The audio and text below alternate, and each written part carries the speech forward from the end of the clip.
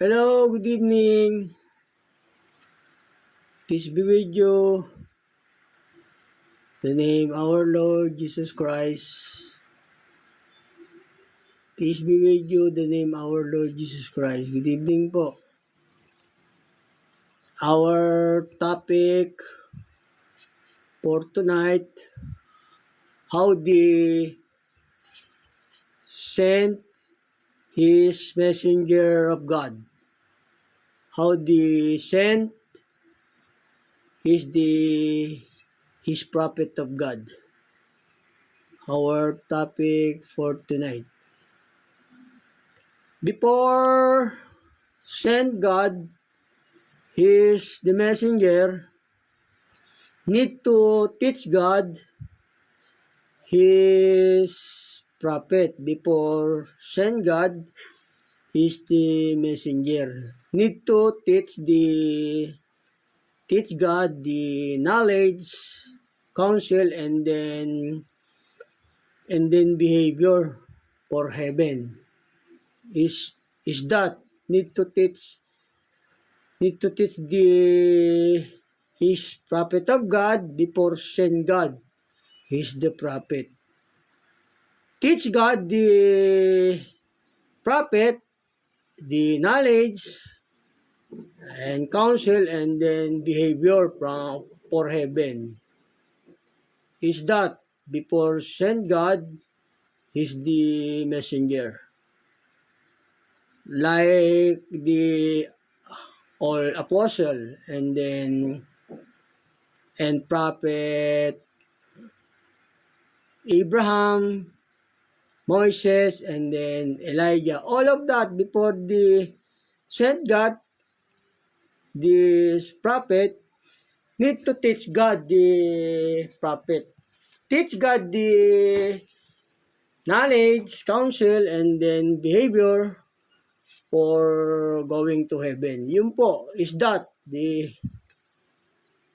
topic for tonight. Ayun po, bago po suguin ng Diyos yung mga propeta, tinuturuan muna ng Diyos, ganun po, gaya ni Abraham, tinuruan ng Diyos, ni Moises, tinuruan ng Diyos.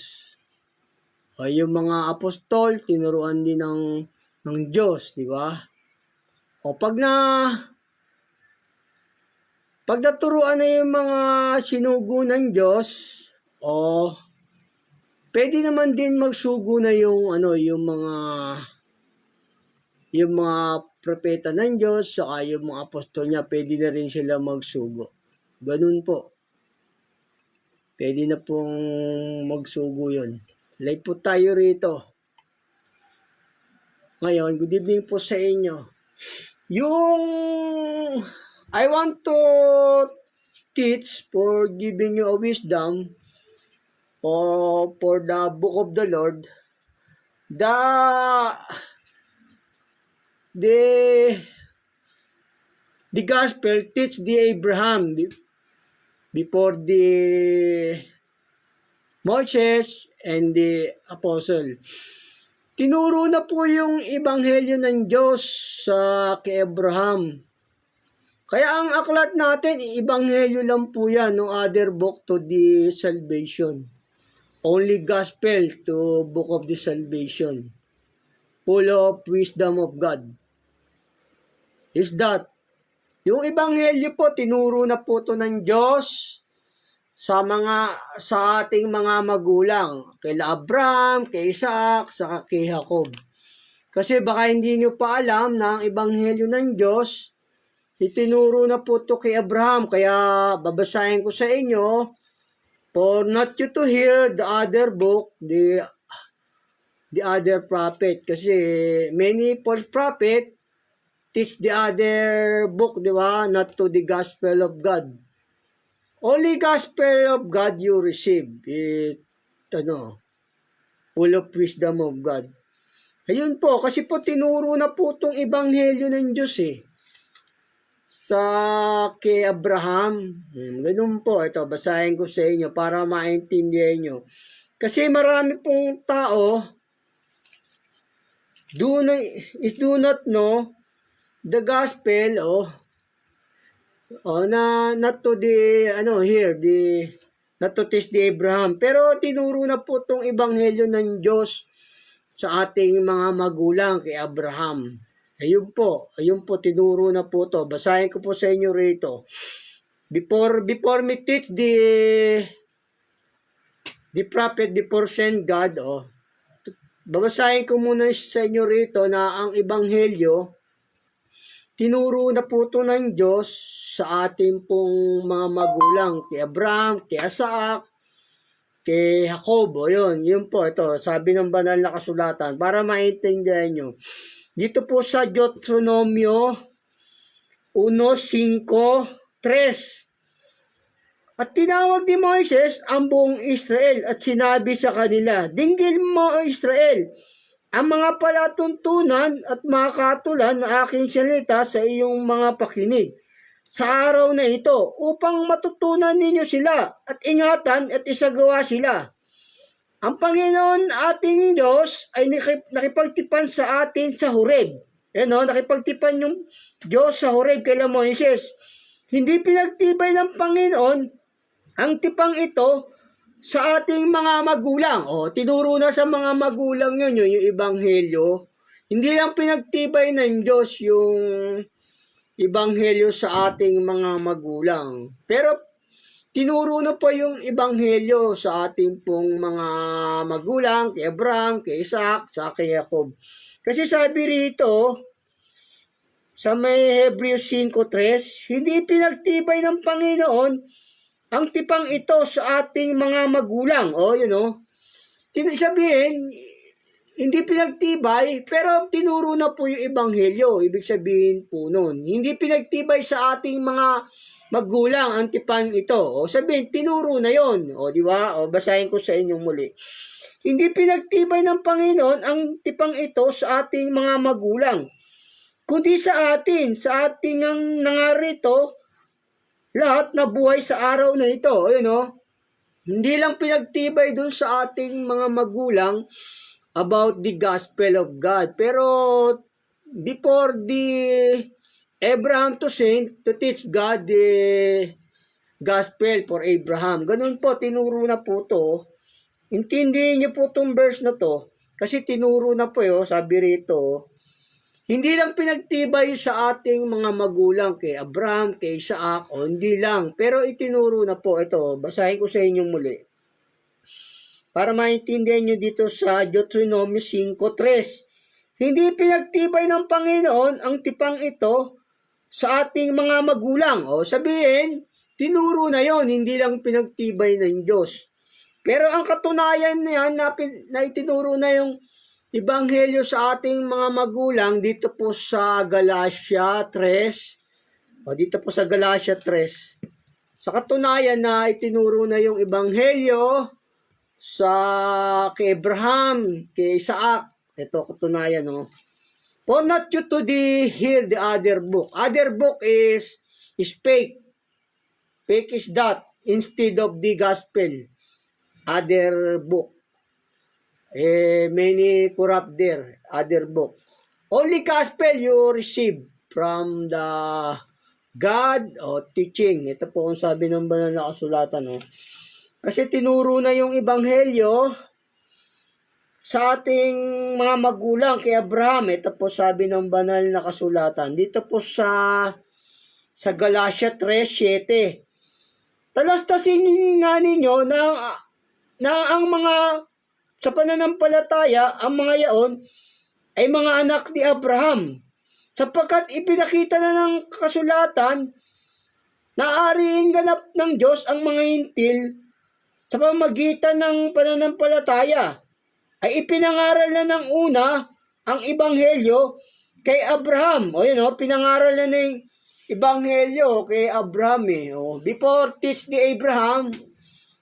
send the Abraham, teach God the gospel for Abraham in the first century era. Pinangaral na po yung ebanghelyo sa ating mga magulang nung unang panahon pa. Ganun po. Yung unang siglo pa po. Ito, basahin ko sa inyo muli.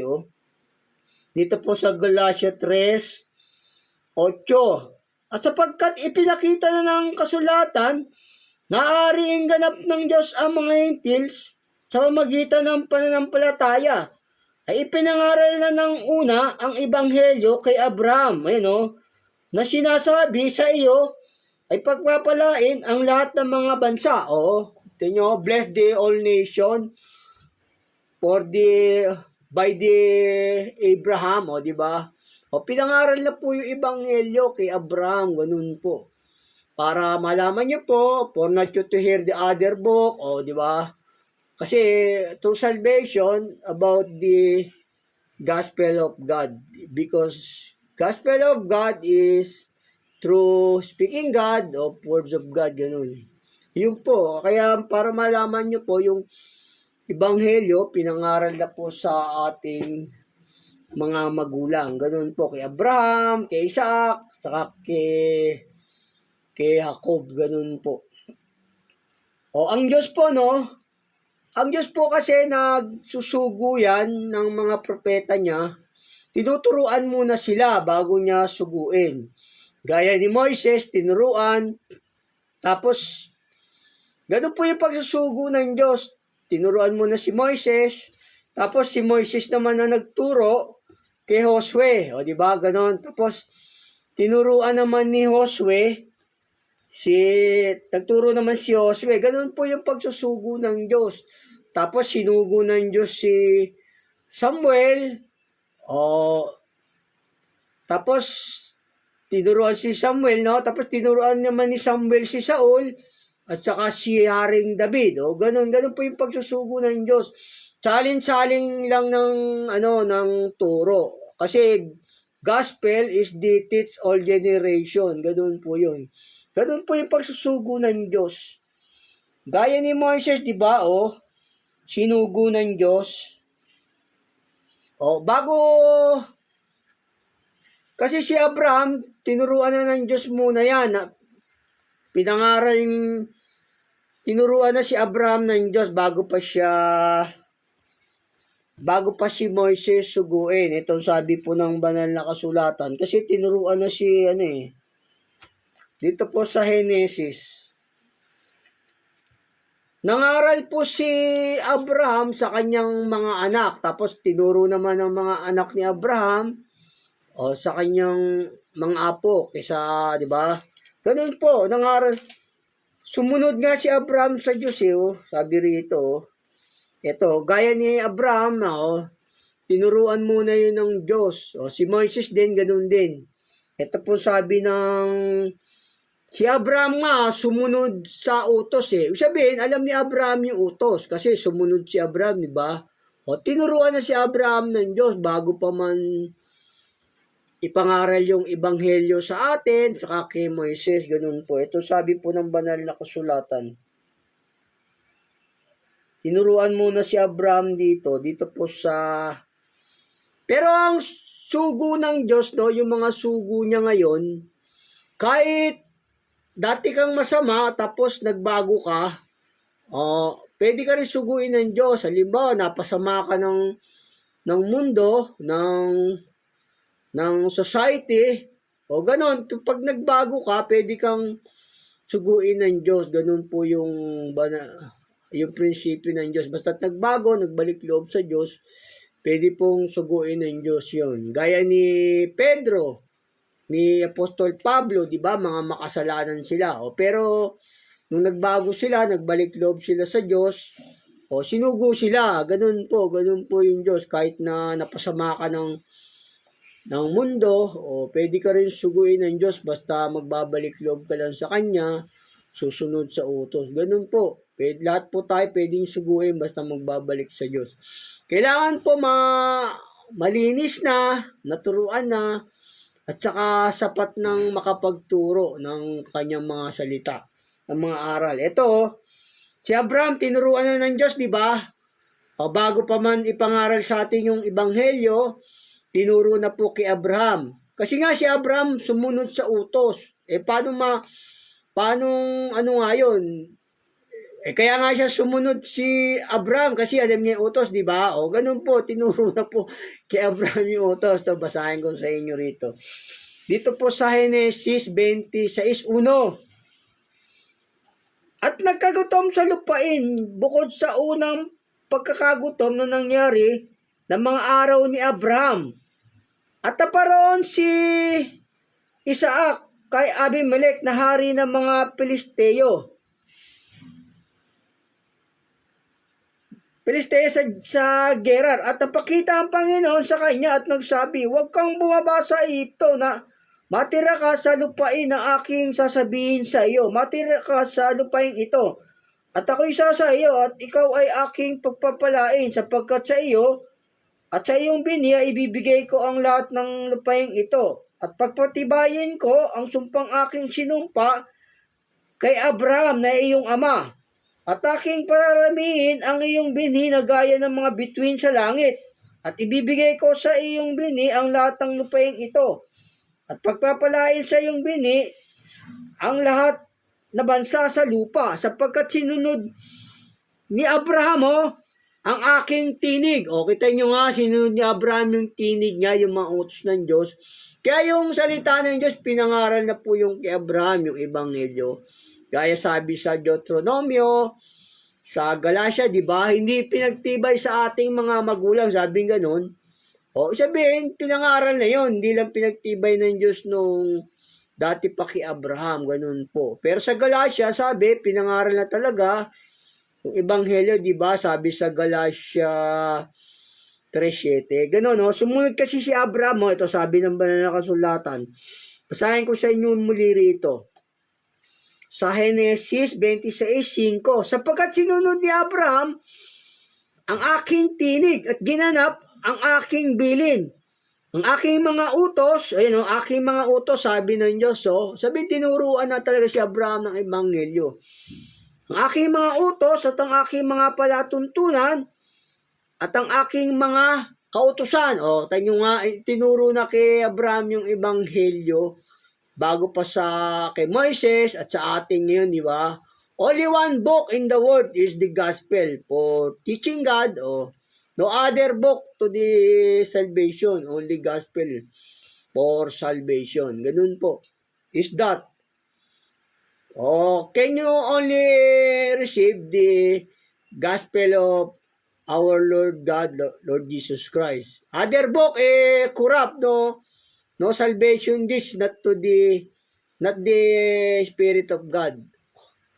Only gospel is true salvation of the book. Ganun po yung pagsusugo ng Diyos. Tinuturuan niya muna yung kanyang mga propeta, tuturuan sa mga karunungan, sa mga advice, sa mga payo, at saka sa ugali, behavior for heaven, ganun po. Ganun, tuturuan muna. Ito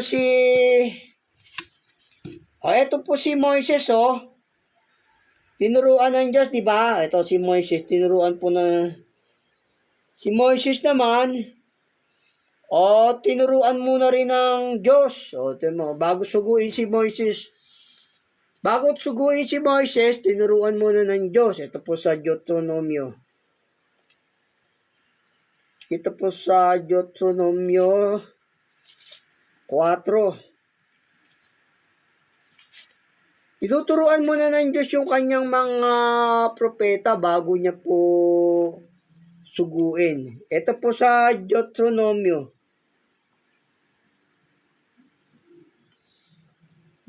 Sa Exodo 4:22. Tapos sa may 5 ng Exodo 1 hanggang 3. Ito po sabi ng banal na kasulatan.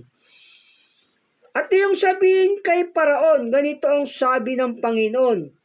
Ang Israel ay aking anak, aking panganay. Sinabi ng tinuruan mo na si Moises, di ba? Dito naman po sa Deuteronomio.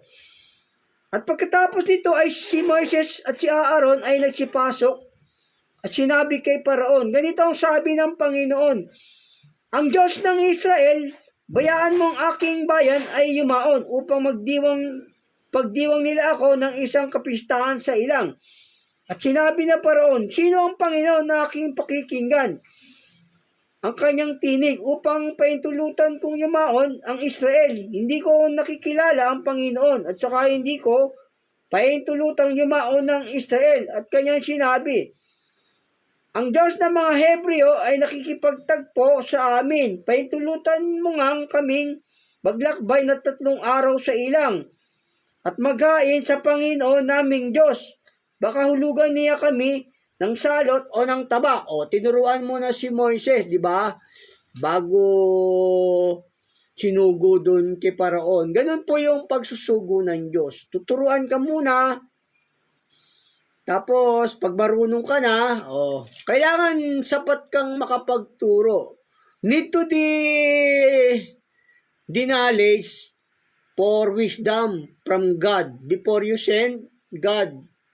Before send is God, His messenger. Ganun po. Kailangan full of wisdom from God. Ganun po. Tapos pagka yung marunong ka na, o ikaw naman din yung propeta ng Diyos, pwede naman din magsugo yun. Ganun po. Pwede na rin siyang magsugo, gaya ni Apostol Pablo, o sinugo niya si Timoteo at saka si Tito. O pwede na rin magsugo yung mga ganun.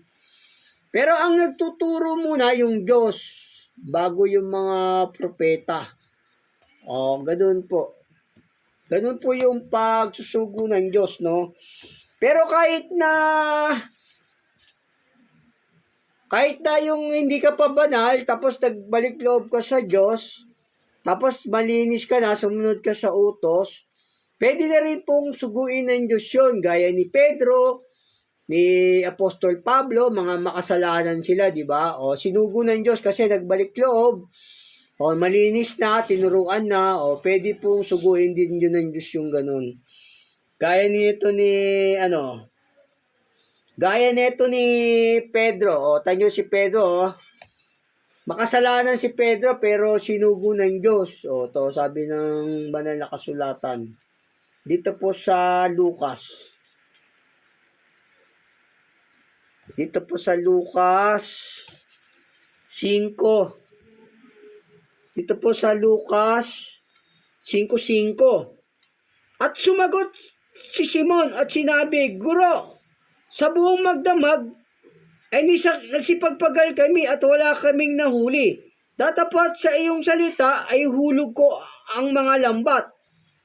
At nang magawa na nila ito ay nakahuli sila ng lubang maraming isda. At nagkapunit-punit ang kanilang mga lambat.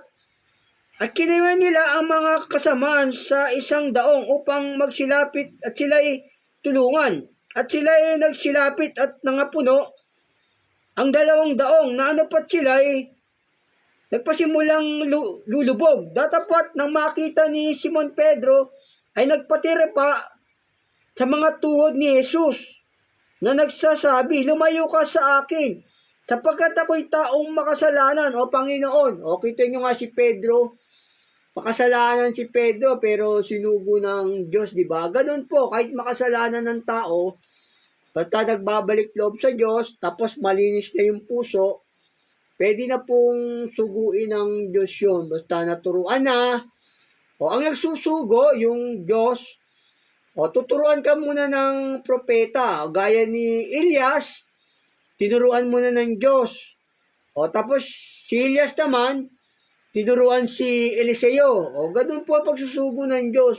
Salin-salin lang ng teaching before you send of God.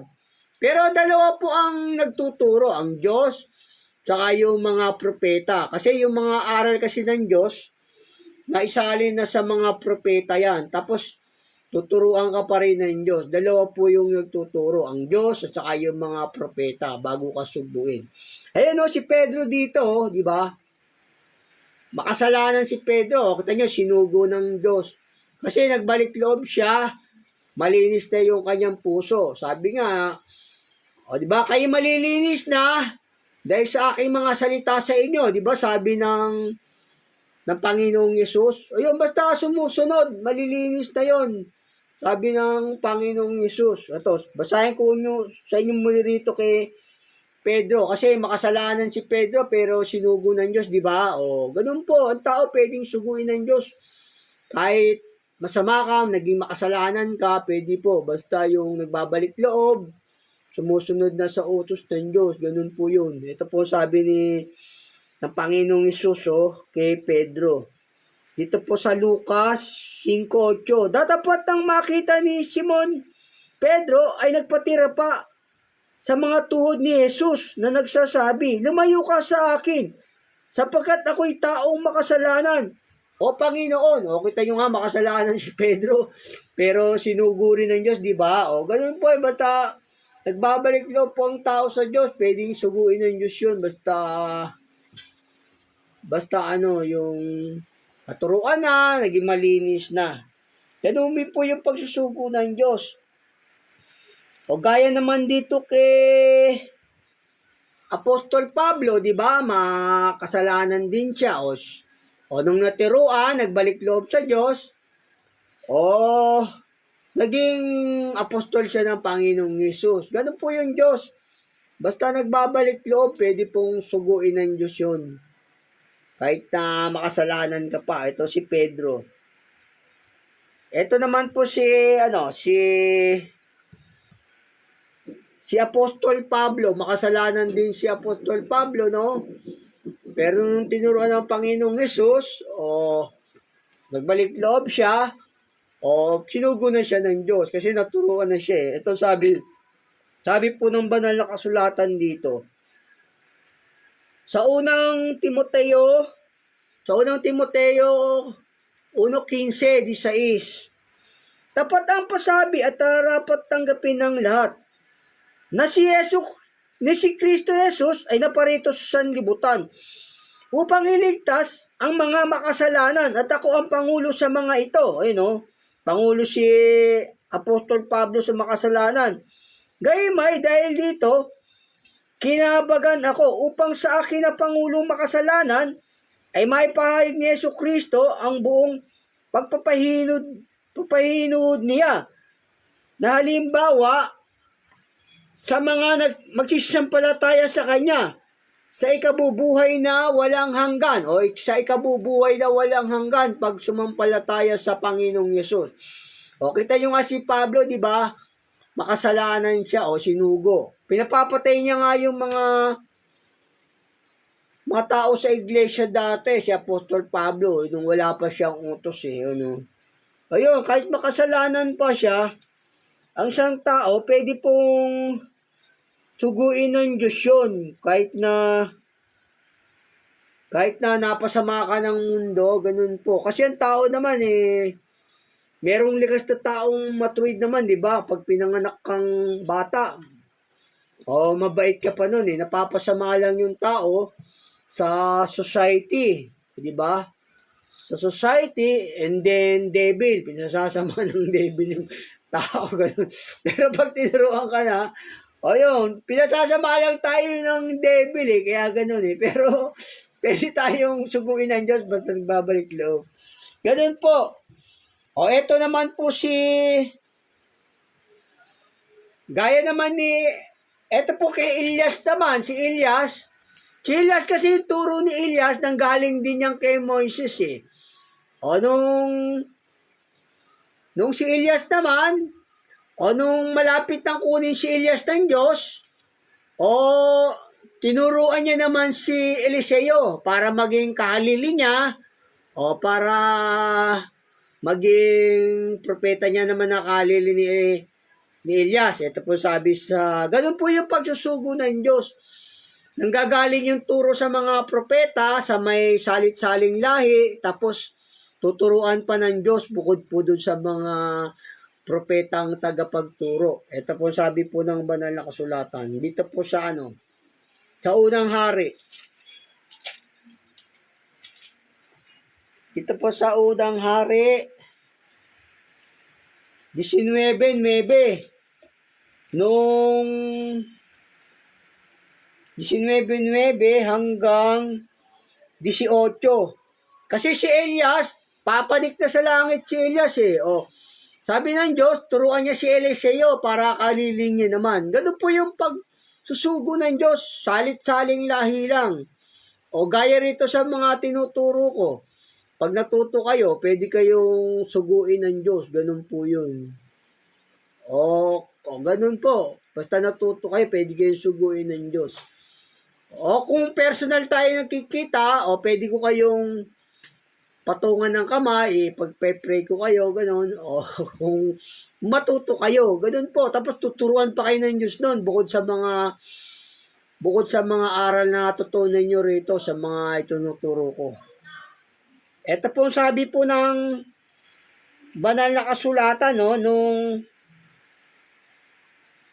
nung malapit ng yung kahalili naman ni si Eliseo. Si Eliseo naman yung susuguin naman ng Diyos na kapalit kay Elias. Ganun po yung pagsusugo ng Diyos. Tinuturuan mo na yung tao. Ito sa 17.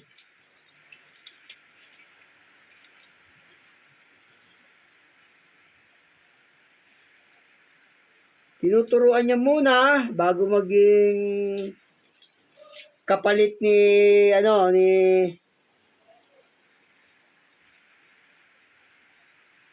bago ang kapalit yung hahaliling propetang susunod. Mahaba po to, no? Mahaba, oh.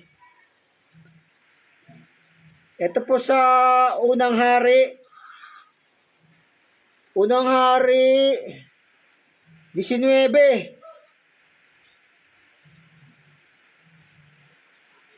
Mahaba po kasi ito, oh.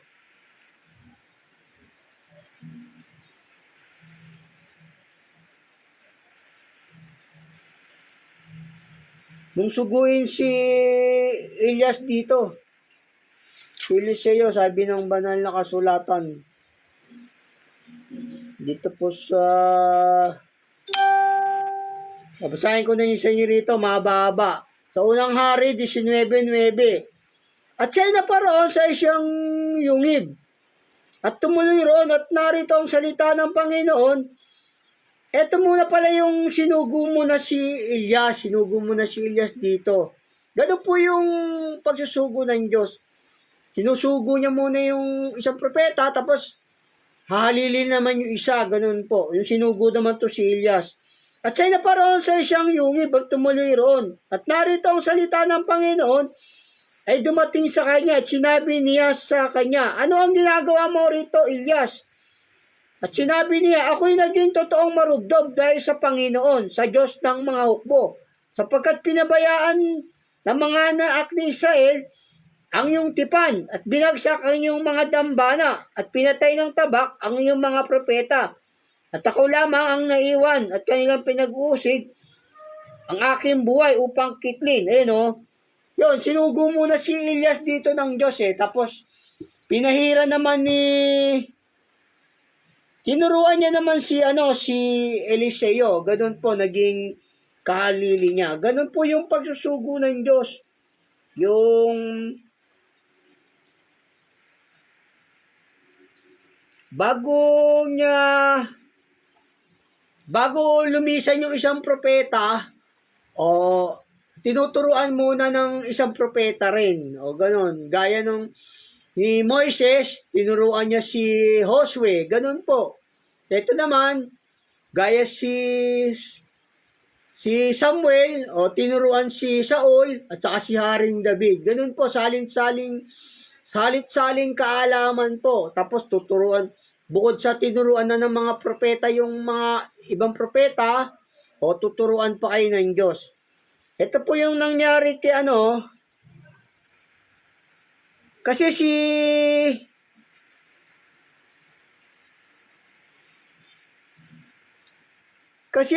Elias, aalis na si Elias, yung iba na yung magiging niya, yung ganun po kasi yung pagsusugo ng Diyos, tinuturuan yung mga propeta niya, tapos bago magturo sa iba, ganun po. Gaya naman to ni Apostol Pablo, sinugo si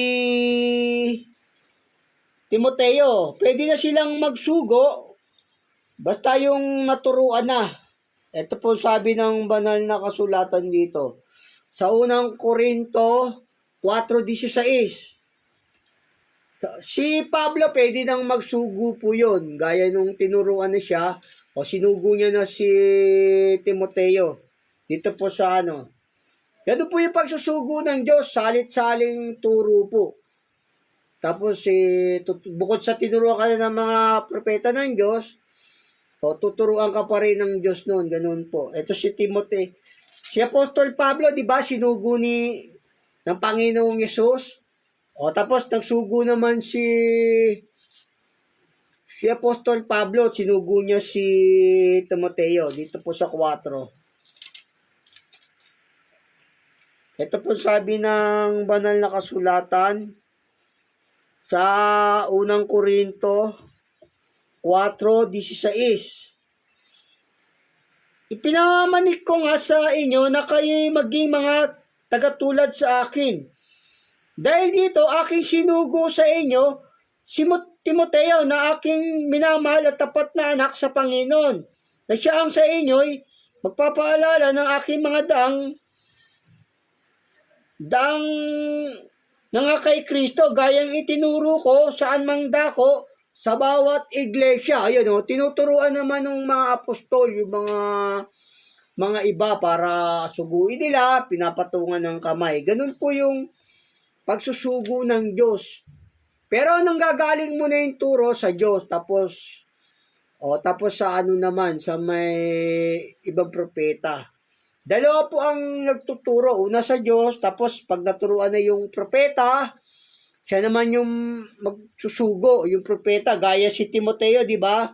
Sinugo ni Apostol Pablo, kasi naturuan na si Timoteo ni Apostol Pablo. Basahin ko sa inyo muli rito para maintindihan ninyo.